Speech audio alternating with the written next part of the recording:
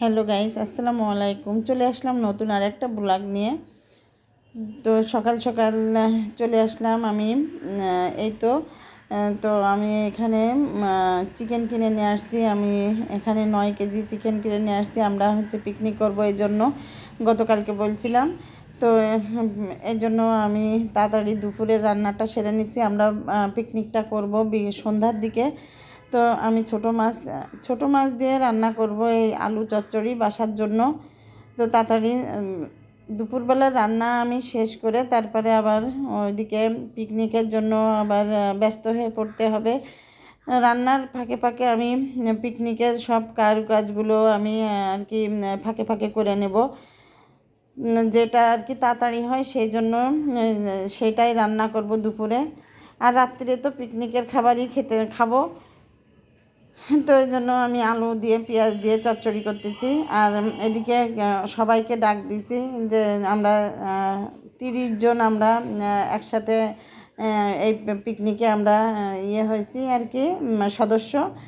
তো আসলে এই দুপুরবেলাটাই কেউই আসতে যাচ্ছে না, সবার বাসায় কাজে ব্যস্ত।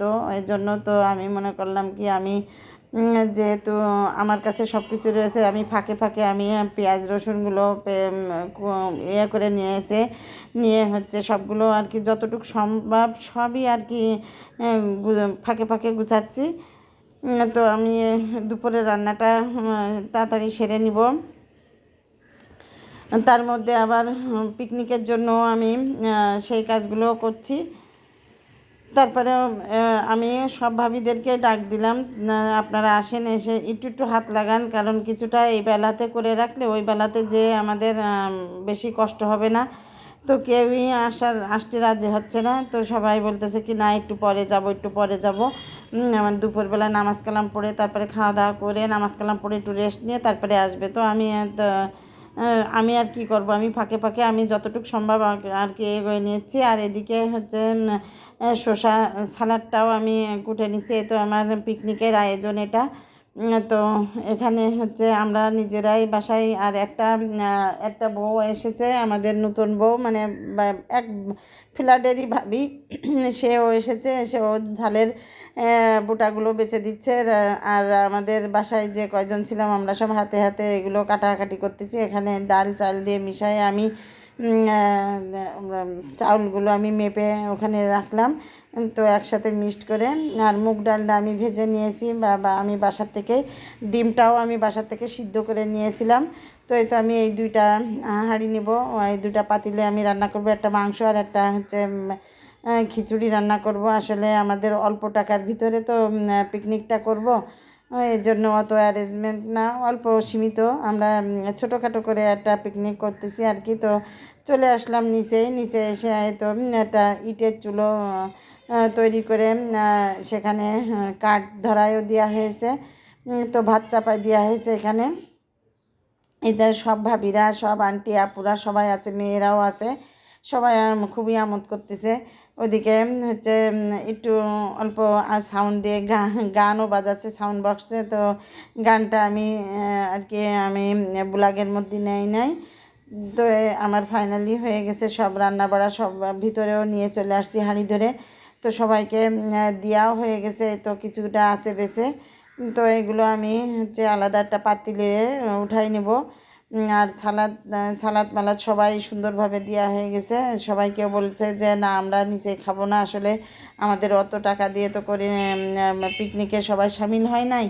এই জন্য আমরা যার খাবার সেই আমরা আমাদের নিচের থেকে সবাই ভাগ করে যার রুমে সেই নিয়ে গিয়েছে। আমিও চলে আসছি। তো এর মধ্যে কারেন্টটা আমার ইলেকট্রিসিটি চলে গেছে। তো আমরা ধরাই কি চার্জার লাইট ধরাই, তারপরে আমরা খেয়ে নিলাম। খাওয়ার পরেও এতগুলো ভাত বেঁচে আছে। তো মনে করছি যে এগুলো ভাত সকালবেলায় আমাদের আর কোনো কিছু রুটি বানানো লাগবে না, আর ভাতও রান্না লাগবে না, এই ভাতে ডিম ভেজে তা খেয়ে নেব। তো এগুলো আমি টেবিলে রেখে দেবো সরপেস দিয়ে ঢেকে। তো কারেন্টটা চলে গেছে, এখনই বাজে রাত 11:30। তো খেতে খেতে 12টা বেজে যাবে। তারপরে 12টা বেজে গেল, কারেন্টটাও চলে গেল। তো আমি এখন এগুলো সব গুছাই উঠাবো। খুব সারাদিন খুবই একটা ব্যস্তময় দিন ছিল। ঘরের কাজ, তারপরে পিকনিকের কাজ গড়ে সরে দিয়ে সারাদিন ব্যস্ত একটা দিন ছিল।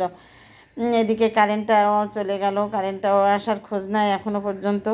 তো আমি এগুলা গুছাই উঠাই তারপরে সব এখানে ঝাড়ু দিয়ে তারপরে আমি এখন নিজে একটু ব্রাশ করব, তারপরে ব্রাশ করে চুলটা বাঁধবো, চুলটা বেঁধার পরে একটু ক্রিম মাখবো, নিজে একটু ফ্রেশ হব, হয়ে নিয়ে তারপরে চলে আসলাম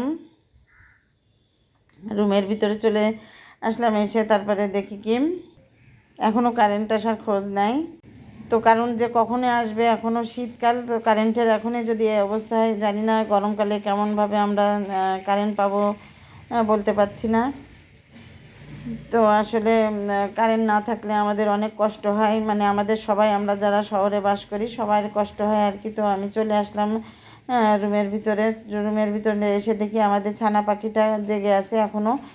তো তাকে এই তো দেখেন সকালবেলাটায় আমি দেখাচ্ছি, দেখেন তাকে কম্বল দিয়ে দিলে ও হচ্ছে সে কম্বল গায়ে রাখবে না, এত দুষ্টু হয়েছে। তো হচ্ছে কম্বল একদম সব কম্বল খুলে ফেলাই দেবে লাথি মেরে মেরে। তারপরে আমি ওর সাথে একটু খেলা করলাম। আর রাত 11টা 11:30টার পরে যেন ওর একদম দিন শুরু হয়, আর একদম আড়াইটা 2টা পর্যন্ত মার্শাল্লাহ জেগে থাকে।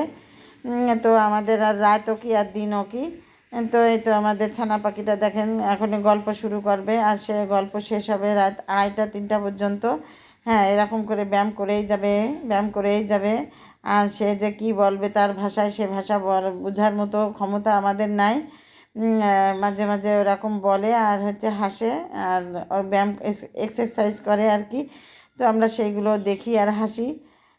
তো এখনও পর্যন্ত কারেন্ট আসে নাই। আমি কিন্তু ওর উপরের দিকে একটু চার্জার লাইটটা ধরে রাখছি, আর মাথাটা শুধু বাঁকা করে দিচ্ছে, তো মাঝে মধ্যে সোজা করে দিচ্ছি। তো দেখেন আমি একটু মোবাইলটা ওর মুখের পরে ধরে রাখছি, আর ও কী সুন্দর তাকায় আছে মোবাইলের দিকে, ক্যামেরার দিকে তাকায় আছে, একটু ভিডিও নিচ্ছি ওর। তো যাই হোক, এখন 12টা বেজে গেছে। খুব খুব একটা কারেন্টটা চলে আসছে আর কি। খুব একটা ব্যস্তময় দিন ছিল, মনে হচ্ছে কি এখন একটু বিছনায় শুতে পারলে একটু ভালো হতো। তো এই তো আমাদের ছানা পাখি জেগে আছে এখন, ঘুমানোও যাবে না, ও যতক্ষণ না ঘুমাবে ততক্ষণ আমরাও ঘুমাতে পারবো না। তো আসলে সারা দিনে একটা ব্যস্তময় দিন ছিল। তো ব্যস্তময় দিনের মধ্যে কিছুটা সময় আপনাদের সাথে শেয়ার করলাম। তো সবাই ভালো থাকবেন, সুস্থ থাকবেন, আল্লাহ হাফেজ।